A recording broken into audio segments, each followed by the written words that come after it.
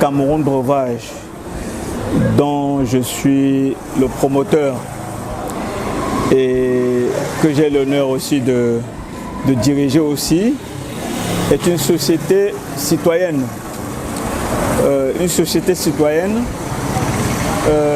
dans le sens où Sawawa a permis d'améliorer le quotidien de beaucoup de Camerounais. C'est une société citoyenne dans le sens où Cameroun Breuvage a permis de contribuer un peu au développement économique du Cameroun. Parce qu'il faut dire que la société Cameroun Breuvage a été conçue en France. C'est une société que je qualifie la société de la diaspora. C'était un essai. Notre objectif était de fournir de l'eau potable à la grande masse de la population camerounaise qui en avait le plus besoin et dont les moyens étaient faibles. Et je pense aujourd'hui que ce pari est un pari réussi parce que Cameroun Breuvage aujourd'hui est né en 2003. Nous étions parmi les leaders, l'un des leaders des eaux en sachet. Aujourd'hui, il y a plus d'une centaine de sociétés qui font de l'eau en sachet aujourd'hui, ce qui prouve que la création de Sawawa était un besoin, était un réel besoin. Et aujourd'hui, j'en suis vraiment fier d'avoir réussi ce pari.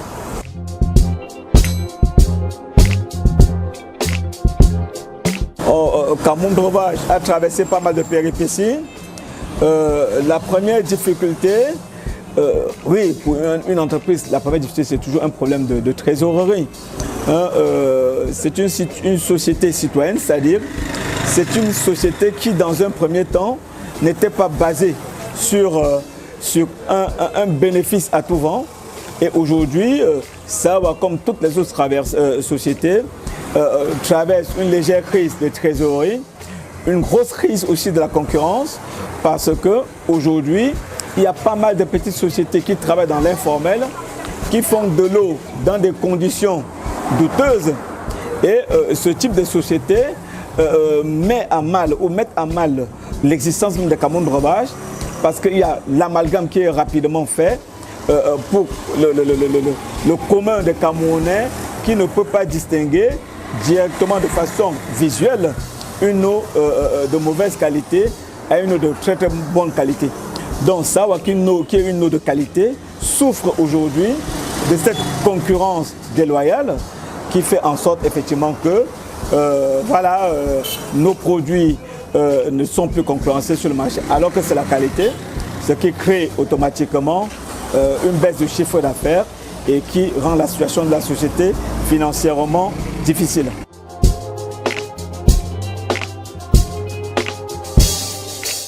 Oui, Sawawa est accessible, c'est l'eau financièrement, c'est une eau qui est à un coût très très adapté et ce qui fait que tous ceux qui peuvent boire de l'eau Sawawa peuvent en trouver.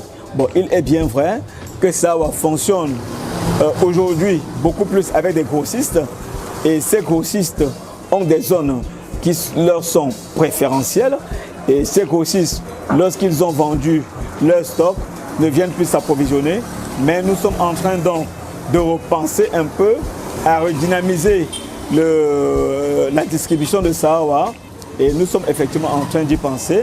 Nous pensons qu'à la rentrée de septembre, Sawawa sera encore sur le marché et on ne pourra pas faire un pas sans avoir du Sawawa.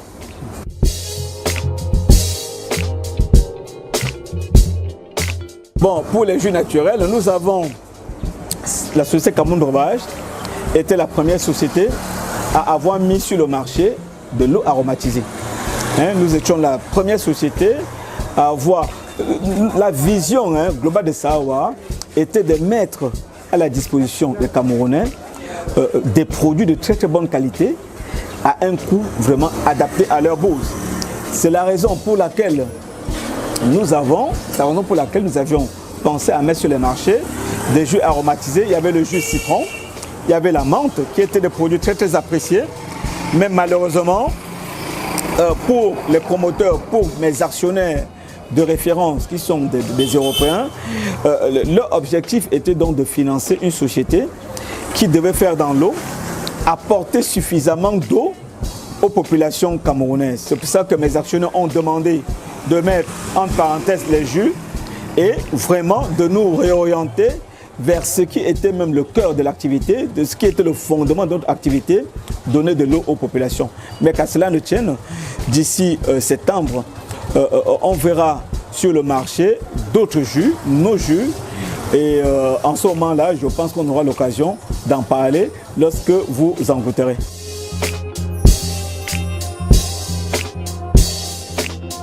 L'eau Sawawa, c'est une eau de source. Et qu'est-ce qu'on appelle, qu'est-ce qu'on entend par eau de source? On entend par eau de source une eau qui est d'abord d'origine souterraine. Donc l'eau, la nappe ou la réserve, la ressource Sawawa est captée à une centaine de mètres de profondeur dans notre sol, ici à Douala, dans la zone de Yassa. Donc c'est une eau qui est d'origine souterraine, captée à une centaine de mètres, qui a une qualité minérale qui n'envie rien aux grandes eaux dites minérales ici au Cameroun. Donc ça, du point de vue qualité, est une eau excellente. Et voilà ce que je peux dire. Donc vraiment, une autre chose, si je peux ajouter, qui peut faire la différence, c'est que le promoteur de Sawawa est un professeur d'université, un expert des Nations Unies en matière de l'eau, qui a fait ses preuves en Europe, dans les pays du Nord, et qui est rentré chez lui, mettre en pratique, qui est rentré chez lui, apporter aussi son soutien à notre développement économique. Donc l'eau Sawawa est fabriquée ou produite par un spécialiste avéré en matière de l'eau.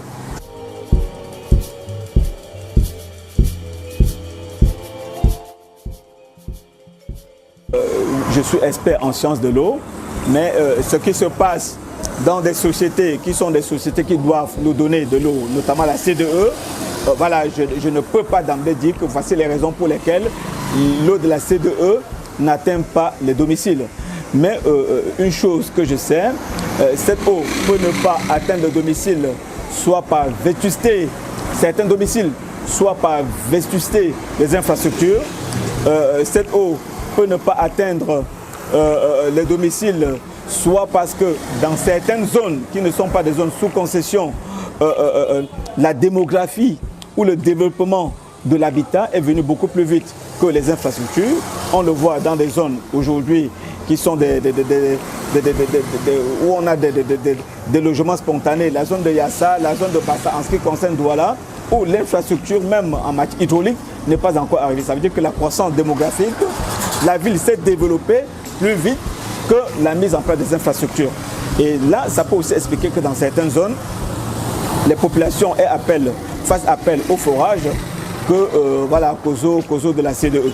Donc, il y a plusieurs raisons à ça, mais la raison fondamentale, je ne peux pas la définir. Mais si on veut parler de la pénurie d'eau au Cameroun, on peut en parler. Mais en ce qui concerne les domiciles, voilà, je dis, je ne peux rester qu'à ces explications superficielles, parce qu'à l'intérieur, les problèmes internes de la CDE, je peux ne pas les maîtriser.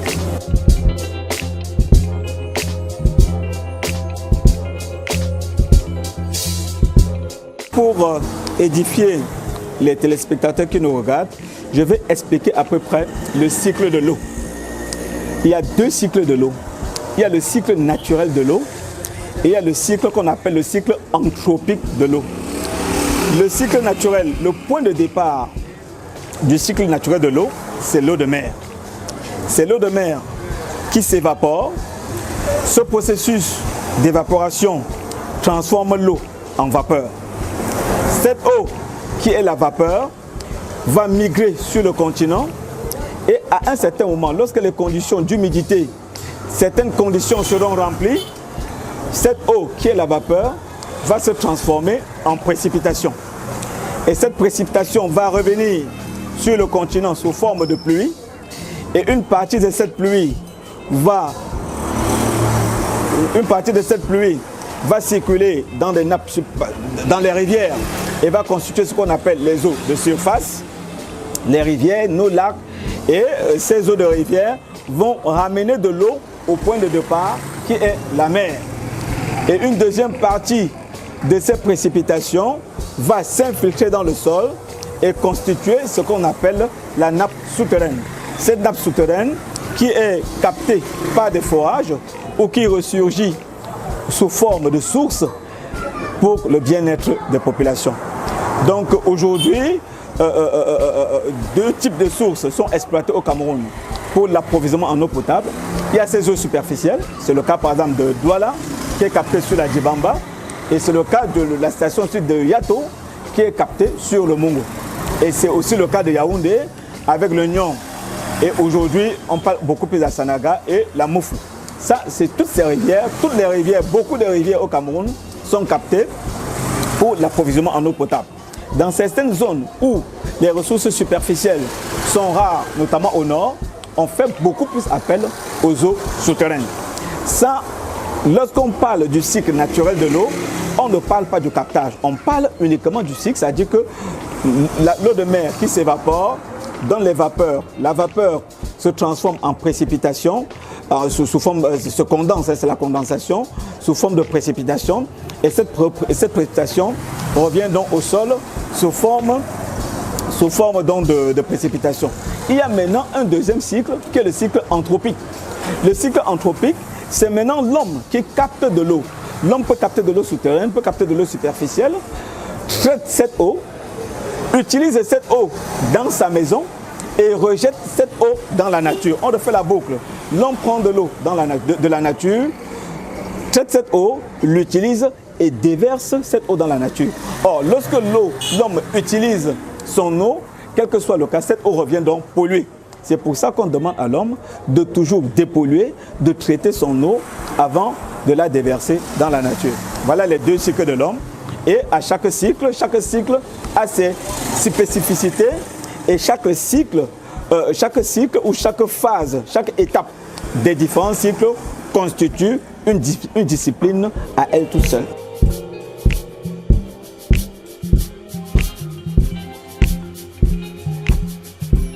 L'eau Sawawa, à ses débuts, l'eau Sawawa a été vendue dans toutes les régions du Cameroun. On trouvait l'eau de Sawawa à l'ouest, dans la région de l'ouest. On trouvait l'eau Sawawa dans la région du sud, à Ebolova. On trouvait l'eau Sawawa dans la région du centre, à Bafia par exemple, et à Yaoundé. On trouvait l'eau Sawawa dans la région de l'océan, à Kribi, et naturellement à Douala et à Edea pour le littoral. Donc il n'y avait qu'au nord où effectivement du fait de la distance entre le lieu de production et le site, parce que nous voulions que l'eau Sawawa ait un prix unique, c'est 50 francs le sachet.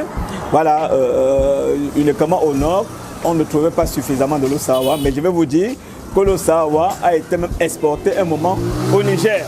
Mais l'expérience ne s'est pas renouvelée vu les conditions de transport de ces produits-là.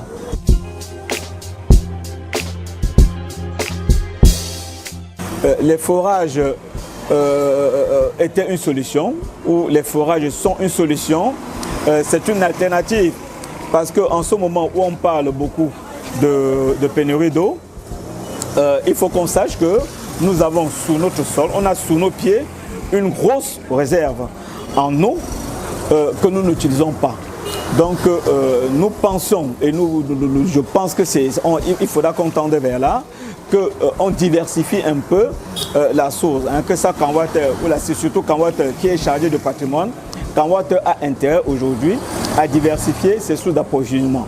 À Douala par exemple, je dis, Douala est dans une zone où la pluviométrie est favorable, Douala est dans une zone où la géologie est favorable parce que Douala est constitué de sols sableux, est constitué de formations sableuses avec une bonne porosité qui permet à l'eau de s'infiltrer facilement. Et pendant cette infiltration, l'eau est filtrée, donc l'eau se potabilise. Donc on peut utiliser des forages d'eau bien distribués dans la ville de Douala, de sorte donc à pallier ponctuellement au manque d'eau que nous pouvons trouver au niveau de Douala. Et il en est de même des régions du centre, hein, notamment à Yaoundé, où actuellement une étude d'eau souterraine a été lancée par Canwater pour essayer donc d'évaluer du point de vue quantitatif et du point de vue qualitatif les eaux souterraines et voir dans quelle mesure ces eaux pourraient être utilisées soit sous forme de champs captants pour pouvoir booster la production et pallier à ces problèmes de manque d'eau. Et ça se voit aussi dans les populations. On a des habitants ici qui ont des forages chez eux. Mais là, je vais attirer leur attention pour leur dire qu'il faut absolument évaluer cette eau du point de vue qualitatif cette fois-là. L'eau pompée ou captée par les forages, des forages individuels. Hein. Il faut absolument que ces propriétaires de forage aient une bonne lecture ou aient un bon suivi de la qualité de leur eau, parce que ce n'est pas parce qu'une eau est limpide qu'elle est propre hein, à la consommation. Hein, nous avons des bactéries qui ne sont pas visibles à l'œil nu et il faut absolument suivre ces germes pathogènes, suivre la qualité des eaux et vérifier effectivement que ces eaux sont de bonne qualité sanitaire avant de les distribuer aux populations, parce que le régime de l'eau est clair là-dessus. Si vous donnez de l'eau impropre à la population, à quelqu'un, ça peut être considéré comme un empoisonnement et vous pouvez être passible d'une lourde peine de prison, en plus des amendes pécuniaires que vous pourrez payer.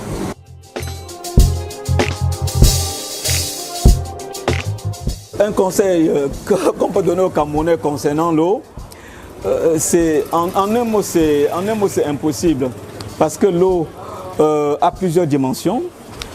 Si vous voulez, je vais demander à tous les Camerounais de consommer beaucoup d'eau, parce qu'ils ont besoin de cette eau. Leur corps a besoin de cette eau pour son propre métabolisme.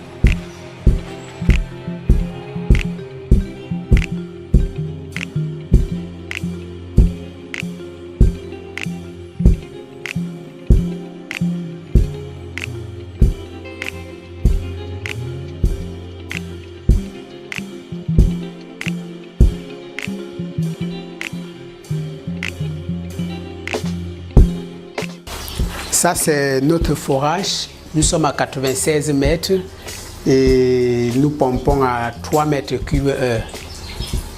Et lorsque nous faisons le pompage, nous envoyons à la salle de traitement pour traiter avant la production.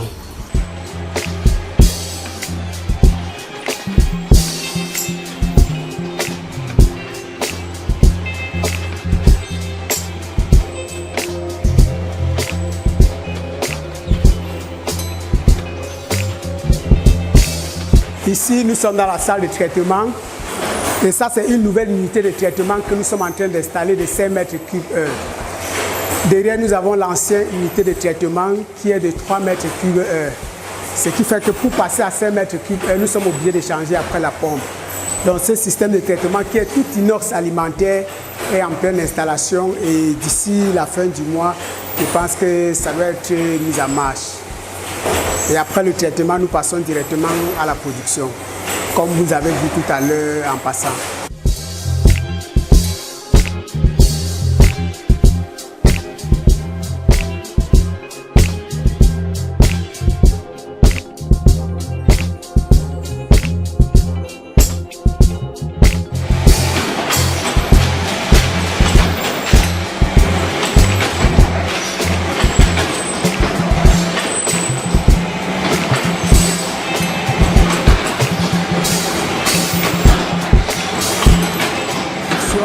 Production eau en sachet.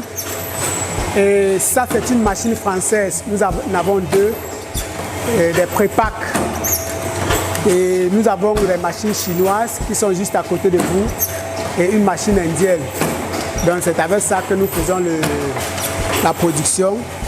Juste après le traitement, nous passons à la production sans stockage.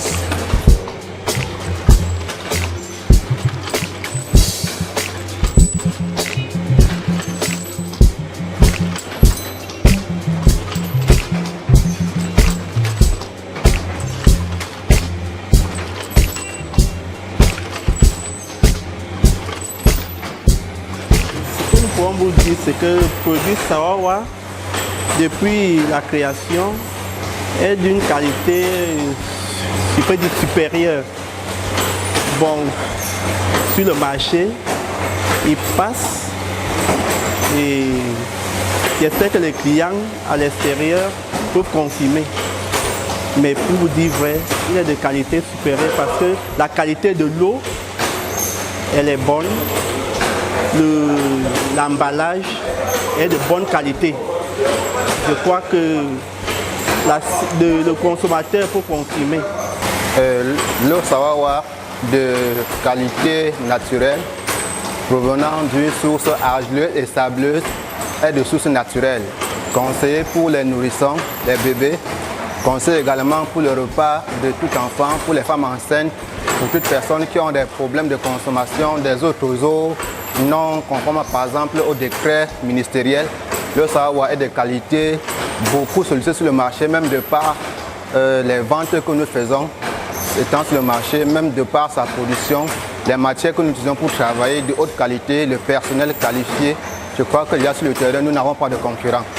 Le Sawawa se trouve dans les boutiques, dans les supermarchés, chez les détaillants, partout où quelqu'un peut avoir besoin d'un sachet d'eau à boire, que ce soit boutique, détaillant, pousseur. Le Sawawa se vend partout sur le territoire national camerounais.